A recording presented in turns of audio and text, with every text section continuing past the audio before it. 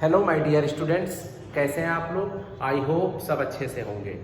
तो इस सेशन में आज हम डिस्कस करने वाले हैं क्लास 10th सीबीएसई मैथमेटिक्स के न्यू सिलेबस के बारे में। ओके, तो देखिए सबसे पहली बात है कि ये फर्स्ट टाइम ऐसा होने जा रहा है कि सीबीएसई आपका जो फर्स्ट टर्म का एग्ज़ाम कराने जाएगी वो ऑब्जेक्टिव पैटर्न पे होगा। ठीक है, तो स्कोर करने का बहुत अच्छा मौका है। आप लोग खूब अच्छे से पढ़िए और कोशिश यही करिए कि 40 आउट ऑफ 40 मार्क्स यहाँ पे आप गेन करो। ठीक है, तो अब चलो इसमें है क्या, पैटर्न क्या है। तो सीबीएसई आपको एक ऑब्जेक्टिव पेपर देगी। मार्क्स कितने होंगे, 40 मार्क्स के होंगे और ड्यूरेशन कितने का होगा, 90 मिनट ड्यूरेशन का वो पेपर होगा। तो आपके 40 मार्क्स होंगे, नंबर ऑफ क्वेश्चंस भी कितने होंगे, आपके 40 मार्क्स होंगे और सारे के सारे आपका मल्टीपल चॉइस क्वेश्चन होंगे। ठीक है, ये बड़े मज़े की बात है। चलिए अब देखते हैं कि आखिर सीबीएसई ने हमारे फर्स्ट टर्म के सिलेबस में हमको क्या क्या दे रखा है, कितना सिलेबस हमको पढ़ना है। और स्टूडेंट्स ध्यान रखिए कि पूरी जी जान पूरी ताकत सबको झोंक देनी है, क्योंकि पता नहीं सेकेंड टर्म का एग्ज़ाम हो ना हो, कोविड का केस बढ़ जाए। जैसा आप इस बार देखे हैं लोगों को 10th 12th में नंबर कैसे मिले हैं, प्रीवियस परफॉर्मेंस के हिसाब से। तो आप इस परफॉर्मेंस में कहीं भी चूकिए मत। कोशिश करिए कि एबव 95 96 हर पेपर में गेन करो, चाहे वो साइंस हो, मैथमेटिक्स हो, इंग्लिश हो, सोशल साइंस हो, ईच एंड एवरी सब्जेक्ट। एकदम से ये गांठ बांध लीजिए कि किसी में भी हमको 40 आउट ऑफ 38 के नीचे तो लाना ही नहीं है। अगर आपने यहाँ अच्छे से गेन कर लिया तो आपका 10th बहुत अच्छा जाएगा। ओके, चलिए अब आएंगे हम अपने सिलेबस पे। तो देखिए सिलेबस में क्या कर रखा है, ये यूनिट नेम हमने यहाँ पे मेंशन कर दिया। आप सीबीएसई के वेबसाइट पे जाओगे तो ये सेम चीज़ दे रखी है। ठीक है, यहाँ पे देखो सबसे पहले बात क्या कर रहा है, नंबर सिस्टम की। पहला ही चैप्टर है आपका नंबर सिस्टम। तो सबसे पहले नंबर सिस्टम में मार्क्स का डिवीजन देखो। नंबर सिस्टम से हमें 6 मार्क्स का क्वेश्चन मिलेगा, दैट मीन 6 क्वेश्चंस।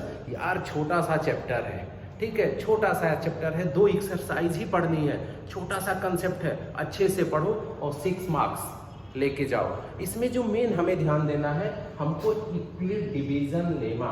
ठीक है, Euclid division lemma that means आपका क्या है, एक्सरसाइज 1.1। ये हमको नहीं पढ़ना है, ये डिलीटेड टॉपिक है। इसको खूब अच्छे से आप लोग बड़े बड़े लेटर्स में अपने कॉपी में लिख लेना, क्योंकि हमें ये नहीं पढ़ना है। पहली एक्सरसाइज 1.1 ही, जहाँ से हमारी मैथमेटिक्स 10th की शुरुआत हो रही है, पहली ही एक्सरसाइज डिलीटेड। ठीक है, तो यूक्लिड डिवीजन लेमा अपन को क्या करना है, देखना भी नहीं है, क्या है डजंट मैटर। ठीक है, जब फर्स्ट टर्म एग्जाम दे लो, 10th कवर कर लो यार, फिर सब देखना, एक बार फिर से पढ़ते हैं। ठीक है, चलो। और इसके बाद से हम जब आएंगे सेकेंड पोर्शन हमारा क्या है, अलजेब्रा। सेकेंड यूनिट क्या है, अलजेब्रा। अब देखो अलजेब्रा में जो हम बात करेंगे, हमारे अलजेब्रा में 2 चैप्टर है। ठीक है, अलजेब्रा बहुत बड़ा सेगमेंट है, तो इसमें हमारे पास 2 चैप्टर है। पहला क्या है, पॉलिनोमियल आपका है, पॉलिनोमियल्स। पहला चैप्टर आपका क्या है, पॉलिनोमियल्स है। और सेकंड है आपका पेयर ऑफ लीनियर इक्वेशन। ठीक है, अब सेकंड क्या है, pair of linear equation in 2 variables. ठीक है, ये हमारा पॉलिनोमियल हो गया और दूसरा क्या हो गया, पेयर ऑफ लीनियर इक्वेशन है। ये यूनिट सेकंड अलजेब्रा की बात हो रही है। अलजेब्रा में 2 चैप्टर अपन को देखना है। तो देखो इसमें आप क्या करोगे, अलजेब्रा इस पूरे सेगमेंट में सबसे बड़ा क्या कर रहा है, मार्क्स गेन करा रहा है। और ये टोटल आपको 10 मार्क्स देगा। और 10 मार्क्स यार रीज़न इसलिए है ना, 10 मार्क्स ऐसे नहीं दे रहा है क्योंकि अपन को वहाँ पे 2 चैप्टर पढ़ना है। एक तो क्या करना है, पॉलिनोमियल करना है, pair of linear equation in 2 variable. 2 चीज़ें, 2 चैप्टर है, that means 5 marks of each chapter. Okay, अब देखो तो इसमें मेन चीज़ देखो कि हमारा ये डिलीटेड पोर्शन क्या है, सबसे इंपॉर्टेंट है। तो हमें पॉलिनोमियल में, किसमें, पॉलिनोमियल में ये नहीं पढ़ना है, डिवीजन एल्गोरिथम ऑफ पॉलिनोमियल। ये चीज़ हमको नहीं पढ़ना है, डिवीजन एल्गोरिथम ऑफ पॉलिनोमियल अपन को क्या करना है, डिस्कस नहीं करना है। तो ये आपका क्या हो जाएगा, डिवीजन एल्गोरिथम ऑफ पॉलिनोमियल हमको क्या करना है, इसको नहीं डिस्कस करना है। ठीक है, अब चलो इसके बाद से क्रॉस मल्टीप्लिकेशन। किसमें? जब आप pair of linear equation in two variable करोगे तो वेरियस फॉर्म के जो इक्वेशन मिलते हैं उसको सॉल्व करने की टेक्निक्स होती है। तो उसमें अपन को क्या करना है, क्रॉस मल्टीप्लिकेशन मेथड नहीं पढ़ना है। अब ऑब्जेक्टिव क्वेश्चन में ये कोई बहुत बड़ा मैटर भी नहीं है। और एक चीज़ ध्यान, अब इस यूनिट में आपको क्या करना है कि एक्सरसाइज, ये लिख लेना बेटा कि एक्सरसाइज 2.3 हमें नहीं करना है। कौन सा? एक्सरसाइज 2.3। और आपका क्या है, पेज नंबर 33 के आगे कुछ नहीं करना है, सारा का सारा डिलीटेड है। ये बहुत इंपॉर्टेंट है कि ये ध्यान देना है कि आपको एक्सरसाइज 2.3 को टच नहीं करना है, उसके आगे कुछ नहीं पढ़ना है। ये हमारी बात हो गई क्या, अलजेब्रा की। ठीक, अलजेब्रा के बाद हम आएंगे किस पे, कोऑर्डिनेट ज्योमेट्री पे। छोटा सा चैप्टर है यार, 3 एक्सरसाइज है, इसमें भी एक कट गई। कौन सा? Area related to area of triangle, ये डिलीटेड हो गया। एरिया ऑफ ट्रायंगल को सीबीएसई ने क्या कर दिया है, डिलीटेड कर दिया। ठीक है, तो आपको यहाँ पे ये नहीं पढ़ना है। एरिया ऑफ ट्रायंगल को आपको क्या करना है, डिस्कस नहीं करना है। दैट मीन्स ये आपका हो जाएगा एक्सरसाइज 7.3। इसको भी आप राइट डाउन कर लोगे कि आपको एक्सरसाइज 7.3 को नहीं पढ़ना है। That means area of triangle coordinate geometry में हमको नहीं पढ़ना है। बाकी जो भी 2 एक्सरसाइज बच रही है उससे हमें कितने मार्क्स के क्वेश्चन मिलने हैं, 6 मार्क्स के। 6 मार्क्स 6 क्वेश्चन, ये हमेशा ध्यान है। जितने मार्क्स के क्वेश्चन है उतने ही आपके क्या नंबर ऑफ क्वेश्चन भी होंगे। ये तो हम बात किसकी कर लिए, कोऑर्डिनेट ज्योमेट्री की। अब कोऑर्डिनेट ज्योमेट्री के बाद हमारा सबसे बड़ा सेगमेंट ज्योमेट्री का है 10th में, और बहुत ही मज़ेदार, बहुत ही इंटरेस्टिंग है। और ज्योमेट्री में बात किसकी हो रही है, ट्रायंगल की। तो देखो ट्रायंगल बहुत बड़ा चैप्टर है, लेकिन सीबीएसई ने यहाँ पे कुछ भी डिलीट नहीं किया है। तो ज्योमेट्री में हमें पूरा का पूरा ट्रायंगल पढ़ना है। ठीक है, अब देखो इसमें एक चीज़ कंफ्यूज्ड मत होना माय डियर स्टूडेंट्स। एक चीज़ ध्यान देना कि ट्रायंगल में हमारी थियरम्स हैं। हर चैप्टर, हर एक्सरसाइज के पहले एक थियरम्स। ठीक है, तो हमें इसमें 5-6 थियरम्स जो पढ़नी रहती हैं, तो आप इसमें ऐसे डिलीट कर सकते हो कि आप जो थियरम्स के प्रूफ हैं, प्रूफ मत करो। प्रूफ करने की कोई ज़रूरत है नहीं, क्योंकि आपको तो डिस्क्रिप्टिव एग्जाम तो देना नहीं है कि प्रूफ दैट। ठीक है, जो भी पाइथागोरस थ्योरम का आप प्रूफ बताओ, तो स्टेटमेंट याद रखो। आप वहाँ पे जितने भी थियरम्स हैं, ठीक है, सारे का आप क्या करोगे, सिर्फ स्टेटमेंट तैयार रखोगे और उसके क्वेश्चंस को आप क्या करोगे, अच्छे से सॉल्व करोगे।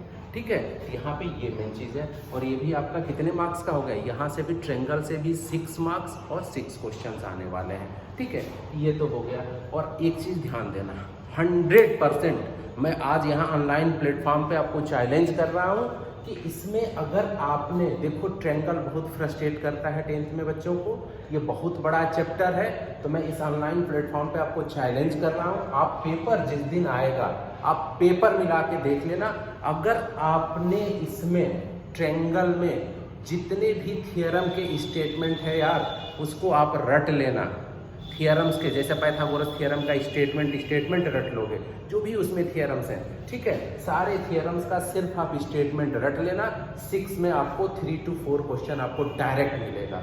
तो अगर आपके पास समय कम है, आप लग रहा है कि आप पूरे सिलेबस को कवर नहीं कर पा रहे हो, फ्रस्ट्रेशन हो रही है, एग्जाम का फोबिया हो रहा है, तो सिर्फ और सिर्फ ये आपको ज्योमेट्री फ्रस्ट्रेट करेगा।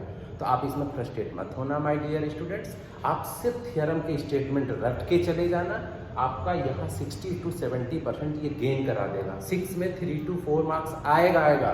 और बाकी 2 से 3 क्वेश्चन अगर मिलता है तो तुक्का खेल लेना यार। अगर नहीं कुछ पढ़े रहोगे और आपने थियरम की स्टेटमेंट लर्न किए ना, तो बाकी वो 2-3 क्वेश्चन खुद भी हो जाएंगे। ठीक है, ये इसकी स्ट्रेटेजी बनाना, क्योंकि ये चैप्टर बड़ा है। जब इसको हम पढ़ाएंगे तो उसमें अपन डिस्कस करेंगे। ओके, अब देखो कोऑर्डिनेट ज्योमेट्री के बाद से अब हम किसकी बात, किस यूनिट पे आएंगे, ट्रिग्नोमेट्री पे। ठीक है, ट्रिग्नोमेट्री भी बहुत मज़ेदार है। ये आपका सिर्फ और सिर्फ 5 मार्क्स का आ रहा है, 5 क्वेश्चन आएंगे। इसमें अपन को क्या नहीं करना है, अपन को ये कॉम्प्लीमेंट्री एंगल नहीं करना है। ठीक है, दैट मीन्स आपको एक्सरसाइज 8.3 आपका क्या है, डिलीटेड। एक्सरसाइज 8.3 ट्रिग्नोमेट्री का डिलीट हो गया है। ठीक है। कौन सा? कॉम्प्लीमेंट्री एंगल वाला एक्सरसाइज अपन को नहीं करना है। ये भी छोटा सा चैप्टर है, छोटे से चैप्टर से 5 मार्क्स 5 क्वेश्चन लूट लो यार। बहुत गोल्डन अपॉर्चुनिटी है, बहुत गोल्डन चांस है 40 आउट ऑफ 40 आपको लाने का। ठीक है, चलो तो ये बात हो गई हमारे ट्रिग्नोमेट्री की।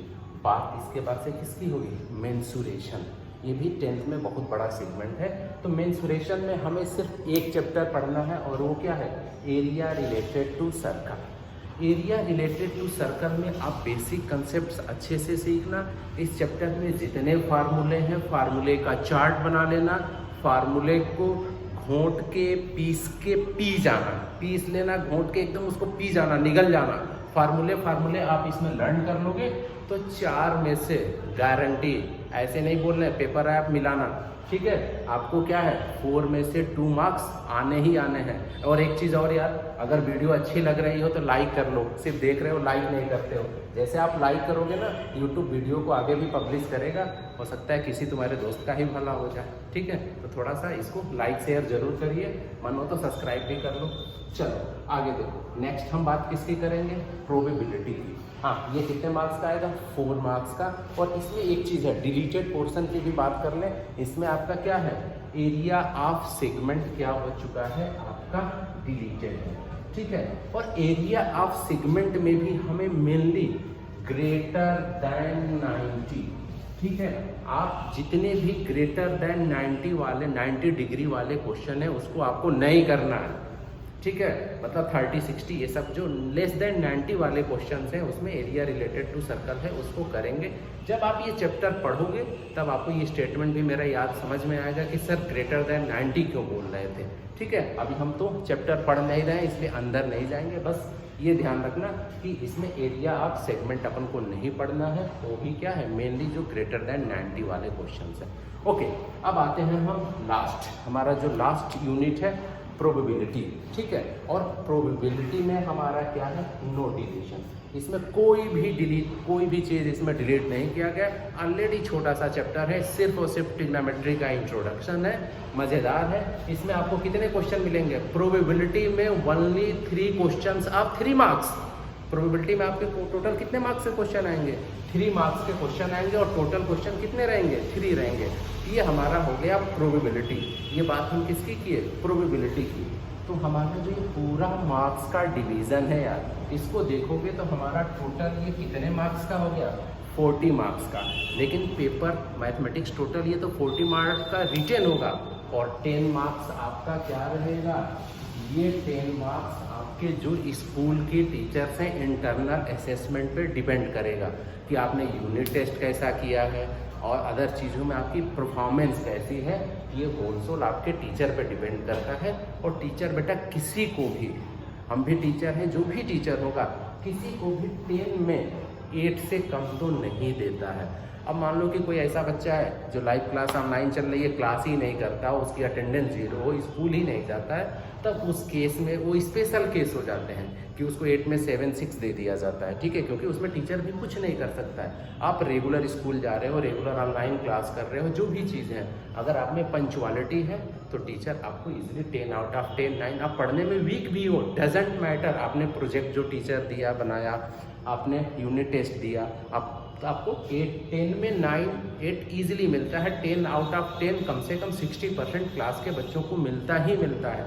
तो आपको यहाँ टेंशन नहीं देना है। टेंशन ये टीचर का काम है। यहाँ आपको बस ओबीडियंट रहना है, अच्छे से क्लास करना है, कोई बहुत बड़ा धमाका मत करना जिससे कि पॉपुलर हो जाओ और नंबर, तब भी टीचर नहीं पूरा करता है। कोई भी दुनिया का टीचर ये काम नहीं करेगा कि 8 में आपको 10 में आपको 6 और 5 दे। इसमें नंबर आपको मिलेगा। पूरा आपको फोकस 40 मार्क्स पे करना है। और ये बहुत ही मज़ेदार है। इस बार का चैप्टर छोटे छोटे हैं, मज़ेदार हैं, मेहनत कर लो। इजीली 40 में आप 40 आउट ऑफ 40 आएगा, ठीक है। बाकी तो हम एक एक चीज़ पढ़ाएंगे भी और लाइव सेशन भी आपके लिए लेके आएंगे। उसमें बहुत सारे ऑब्जेक्टिव क्वेश्चंस की अपन क्या करेंगे? प्रैक्टिस करेंगे। ओके, फिर मिलते हैं नेक्स्ट वीडियो में। लाइक, शेयर एंड सब्सक्राइब करना मत भूलिएगा। Okay my dear student, all the best for mission 40 out of 40। Okay.